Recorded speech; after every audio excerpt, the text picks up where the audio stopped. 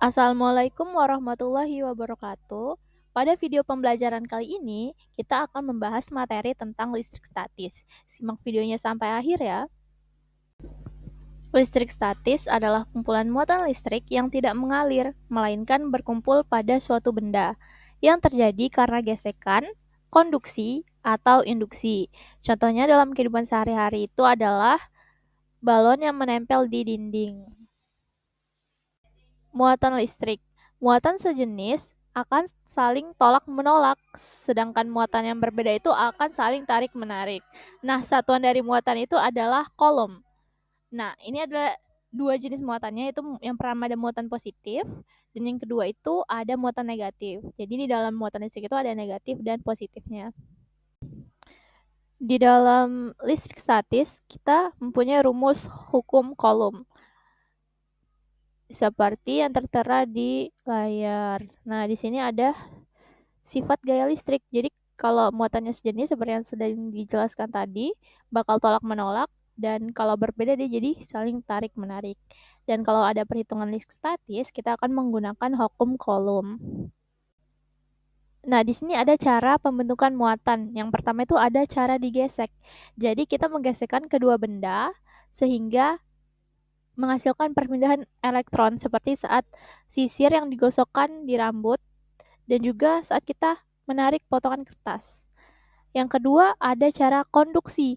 Jadi kita menyentuhkan benda yang bermuatan dengan benda yang netral sehingga sebagian muatan pada benda yang bermuatan itu berpindah kepada benda yang netral.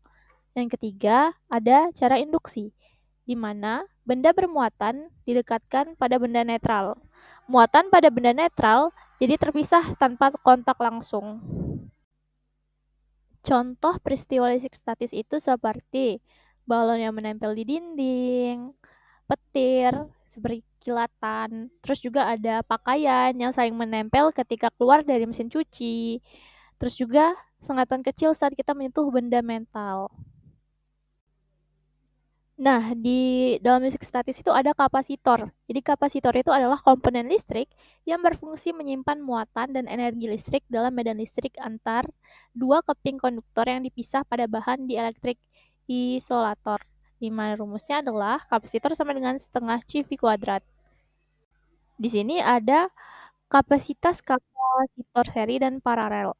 Kalau seri, dia itu kapasitornya lebih kecil dari nilai terkecil. Jadi kalau kita nyarinya itu 1/C atau 1/S. Sedangkan di paralel, kapasitornya itu totalnya itu jumlah seluruhnya. Jadi kita tinggal jumlahin kapasitor pertama, kedua, dan ketiga. Nah, untuk pengaplikasiannya di bidang teknologi itu seperti pada mesin fotokopi, kita menarik tinta dengan muatan listrik. Layar sentuh, kapasitansi berubah saat disentuh. Ketiga ada penangkalan petir, kita menyalurkan muatan itu ke tanah. Yang terakhir itu ada penyemprot cat, jadi partikel bermuatan itu menempel. Sekian materi pada video pembelajaran kali ini. Terima kasih sudah menyimak sampai akhir. Mohon maaf bila ada kesalahan. Saya akhiri. Wassalamualaikum warahmatullahi wabarakatuh.